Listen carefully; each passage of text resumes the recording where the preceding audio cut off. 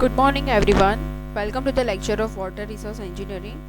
In today's lecture we are going to start a new chapter, that is hydroelectric power.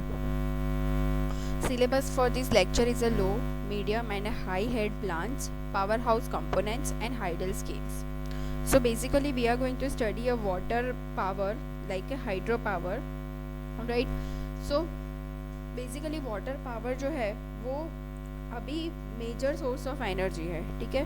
So the other sources of energy being the thermal power developed by a fuel, like जो thermal power जैसे other sources है energies के, लेकिन उसके लिए हमें क्या चाहिए, फ्यूल्स चाहिए, जैसे कि कोल चाहिए, ऑयल चाहिए, नेचुरल गैस एट्सेट्रा, राइट.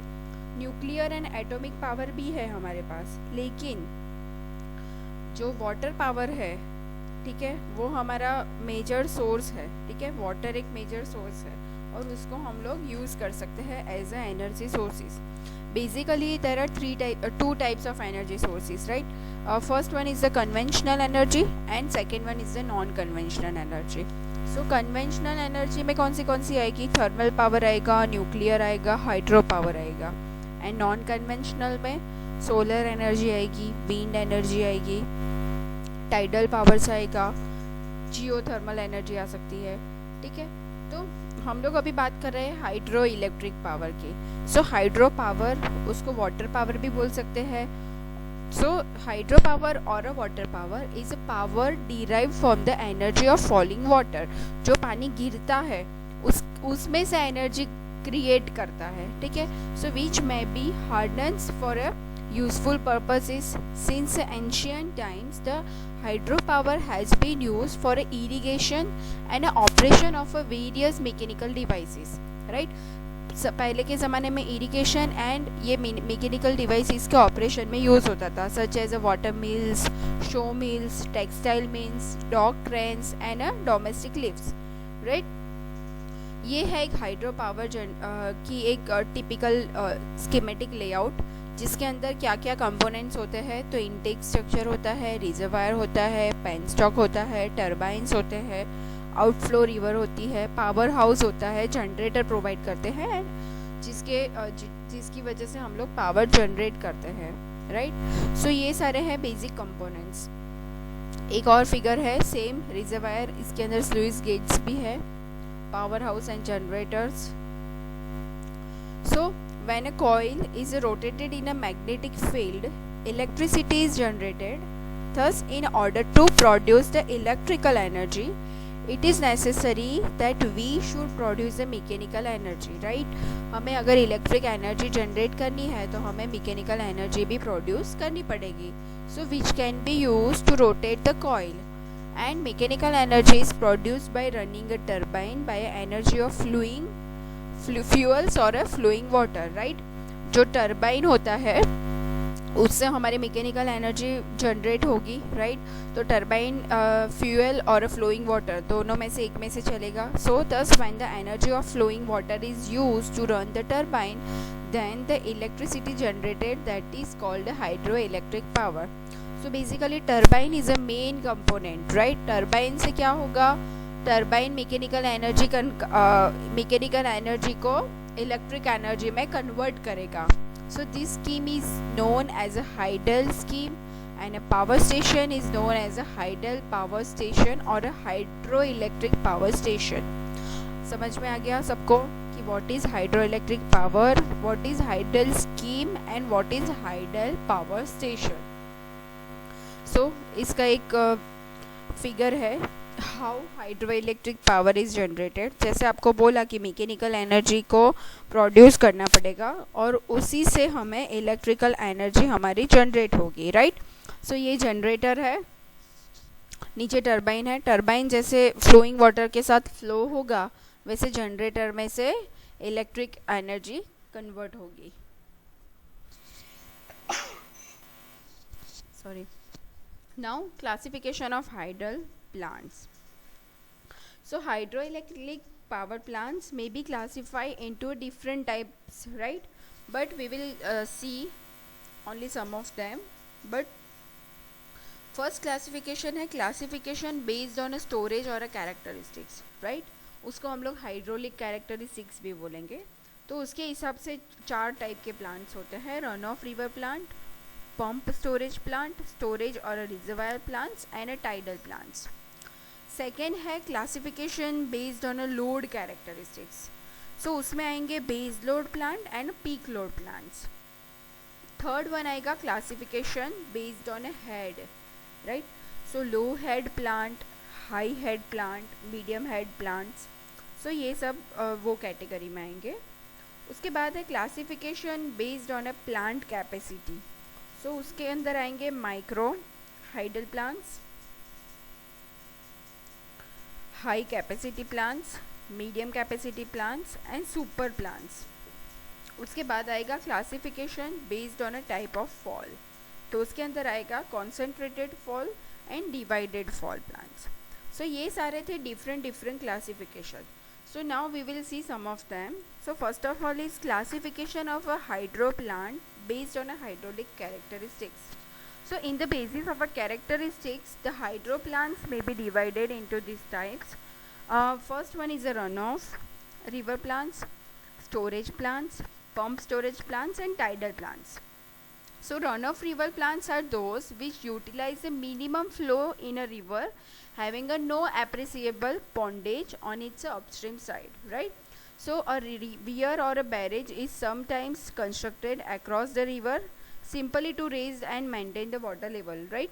अगर हमें water level को raise करना है या फिर maintain करना है water level को, तो हम लोग क्या करेंगे, weir और barrage construct करेंगे upstream side पे at a predetermined level within the narrow limits of a fluctuations, either a solely of power plants for some other purposes where the power plant may be incidental, right? So such a scheme is essentially a low head scheme and may be suitable only in a perennial river having a sufficient dry weather, right? जो perennial reverse होती है वहाँ पे ये type की schemes construct होती है जो ड्राई वेदर प्रोवाइड करती है, राइट? ये है रन ऑफ रिवर प्लांट की एक फिगर. आप देख सकते हो कि यहाँ पे एक बैरेज कंस्ट्रक्ट किया है, ठीक है, जो पानी के लेवल को हाई करता है. सेकेंड है storage plants. So basically storage plant is essentially having an upstream storage reservoir of a sufficient size so as to permit a sufficient carry over storage from a monsoon season to a dry summer season. ठीक है, monsoon season में बारिश ज़्यादा होती है तो क्या करते हैं, storage plants पानी को store कर देते हैं, ठीक है. And thus to develop a firm flow substantially more than a minimum natural flow.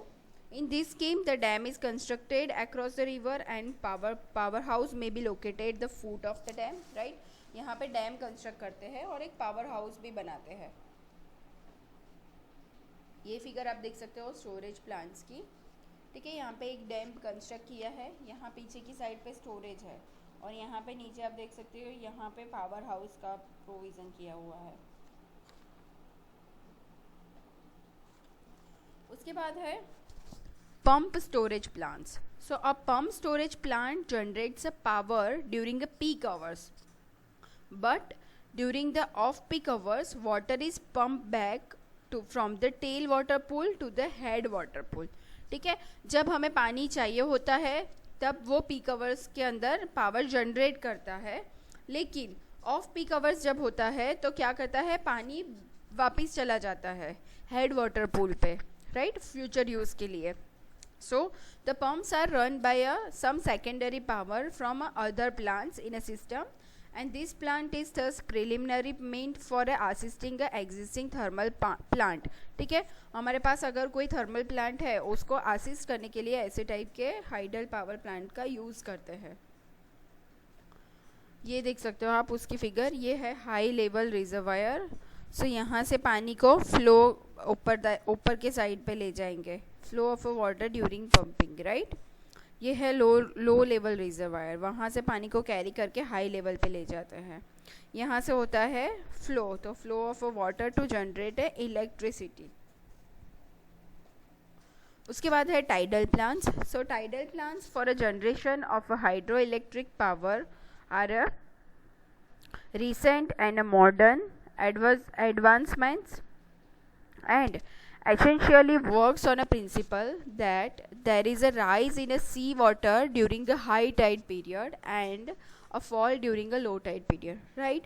Basically यही होता है कि हाई टाइड पीरियड में क्या होता है, पानी का लेवल हाई हो जाता है एंड लो टाइड पीरियड में वो गिर जाता है. So water rises and falls during a day and the advantage of this rise and fall is taken in a tidal plants. So tidal plants के अंदर इसका advantage लेते हैं. So in other words, the difference between a high and low tide level is utilized to generate a power. Power को generate करने के लिए ये high and low tide level को यूज करते हैं.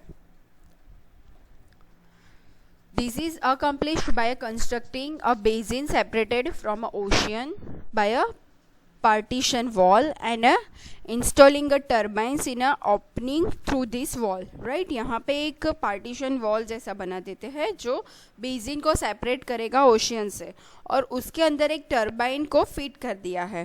सो जब भी पानी ओशियन से ये बेसिन के अंदर आएगा, राइट, तो क्या होगा, टर्बाइन मूव होगा और इलेक्ट्रिक पावर जनरेट होगा, राइट.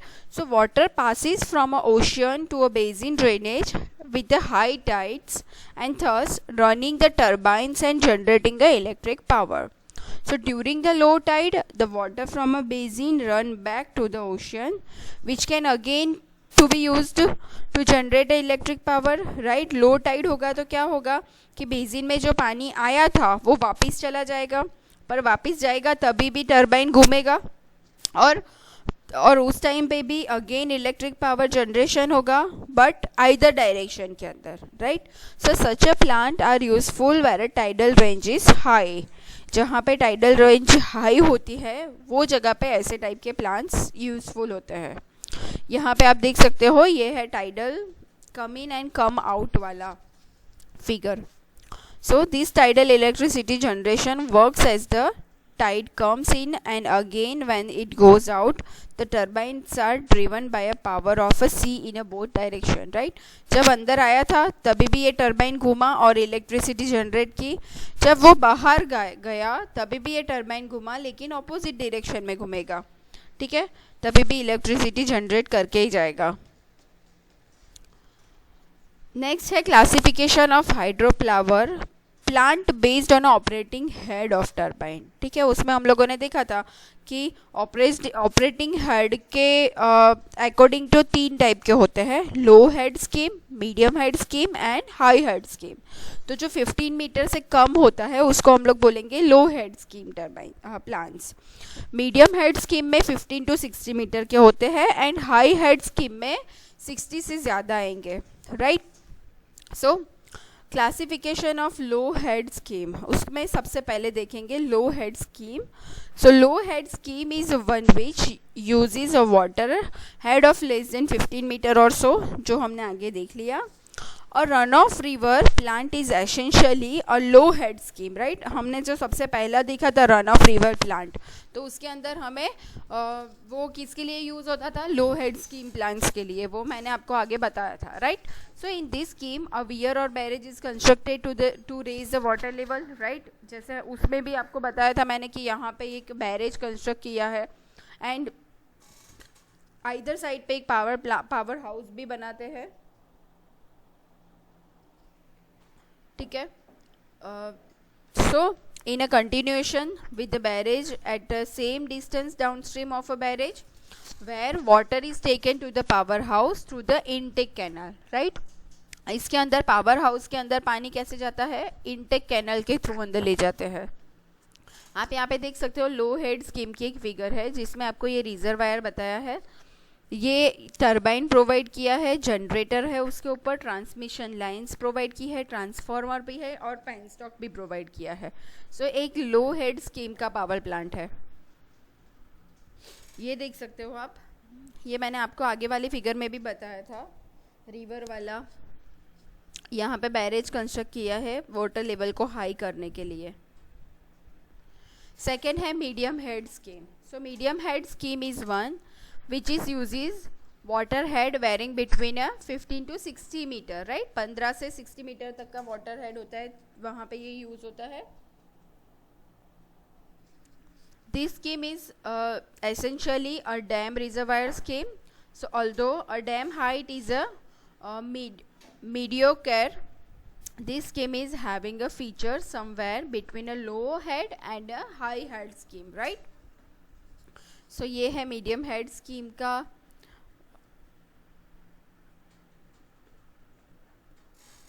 नेक्स्ट है a high head scheme. So high head scheme कहाँ पे यूज होता है? जहाँ पे head of water more than 60 metre होता है, ठीक है. So a dam of a sufficient height is therefore required to be constructed so as to store a water on the upstream side and to utilize this water throughout the year. ठीक है, पानी को store करने के लिए use करते हैं और थ्रू आउट द ईयर वो स्टोर किया हुआ पानी हम लोग यूज़ करते हैं.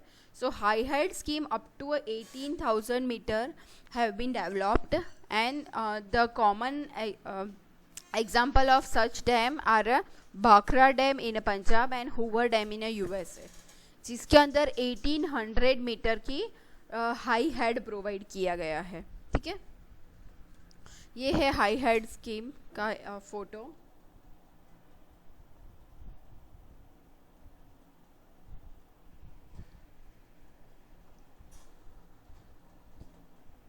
Again high head scheme.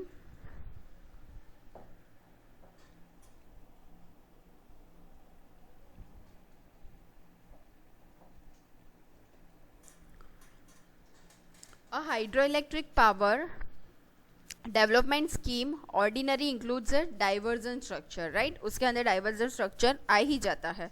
So a conduit to carry a water to the turbines and governing mechanisms, generator, control and switching apparatus, housing for equipments, transformers and a transmission lines to the distributor centers and a penstock gate, a four-way, a surcharge tank and other apparatus may be required. A tail race channel from the powerhouse back to the river must be provided. If the powerhouse is situated at a such place that the draft tube cannot discharge the water directly into the river. So ये सारे आप देख रहे हो वो क्या है? सारे कंपोनेंट्स है. ये सारे कंपोनेंट्स एक हाइड्रो इलेक्ट्रिक पावर प्लांट के अंदर होने चाहिए. यहाँ पे क्या बोल रहे हैं कि सबसे पहले टर्बाइन क्यों चाहिए हमें, जो आपका क्या करेगा, मैकेनिकल एनर्जी को वाटर को मैकेनिकल एनर्जी में कन्वर्ट करेगा, और जनरेटर क्या करेगा, मैकेनिकल एनर्जी को इलेक्ट्रिकल एनर्जी में कन्वर्ट करेगा, राइट. और कौन से कंपोनेंट्स हमें चाहिए पावर प्लांट के अंदर? पेनस्टॉक गेट चाहिए, फोर वे चाहिए, जो आपको यहाँ पे भी पता चलेगा. नेक्स्ट स्लाइड में मैं बताऊँगी components of power plants, right? No two power development schemes are exactly alike and each will have a unique problem of design and construction, right? जो power development scheme हम लोग बनाते हैं, कोई भी power development scheme एक जैसी नहीं होगी, सबकी यूनिक डिज़ाइन होगी और सबके अंदर यूनिक प्रॉब्लम्स होंगे, जिसको कवर अप करने के लिए हमें यूनिक डिज़ाइन करनी पड़ेगी. So the choice of a particular type of a plant at a given site depends upon a various factors like सबसे पहला है general available topography of area. ठीक है, हम लोग जो साइट सिलेक्ट करेंगे ये पावर प्लांट के लिए, तो उसके अंदर नंबर ऑफ फैक्टर्स है जो हमें देखने पड़ेंगे. तो सबसे पहला फैक्टर है topography of that area, general available topography of the area, कि उसकी टोपोग्राफी कैसी है. सेकेंड होगा अवेलेबल हेड. अवेलेबल हेड कौन सा है, उसके ऊपर से हम लोग टाइप ऑफ प्लांट सिलेक्ट कर पाएंगे, राइट. अवेलेबल फ्लो कितना है, पानी का फ्लो कितना अवेलेबल है. Availability of a type of power station in a vicinity, right. Power station के लिए कौन सी अवेलेबिलिटी है वो भी देखना पड़ेगा. Requirement of a power for industry, right. Industry के लिए कितना पावर रिक्वायर्ड है उसको भी देखना पड़ेगा. Political influence of that area वो भी देखना पड़ेगा. सो ये सारे फैक्टर्स है जो हमें साइट सिलेक्ट करने के पहले देखने पड़ेंगे. इनसाइड हाइड्रो पावर प्लांट, ठीक है, अगेन हाइड्रो पावर प्लांट के अंदर कौन से स्ट्रक्चर्स होते हैं, कौन से कंपोनेंट्स होते हैं. सो एक रिजर्वायर होता है, इनटेक होता है, कंट्रोल गेट प्रोवाइड करते हैं, पेनस्टॉक्स प्रोवाइड करते हैं, टरबाइन प्रोवाइड करते हैं, आउटफ्लो के लिए एक प्रोविज़न होता है, पावर लाइन्स होती है, पावर हाउस होता है, पावर हाउस के अंदर ट्रांसफार्मर एंड जनरेटर होता है, डैम कंस्ट्रक्ट करते हैं वाटर लेवल को हाई करने के लिए, राइट। सो हम लोग नेक्स्ट लेक्चर में ईच एंड एवरी कंपोनेंट्स देखेंगे हाइड्रो पावर प्लांट के। तब तक अगर आपको ये लेक्चर में कोई भी डाउट है, कोई क्वेश्चन है, तो आप मुझे कॉल करके या गूगल मीटिंग में पूछ सकते हो। Thank you so much everyone for listening this lecture.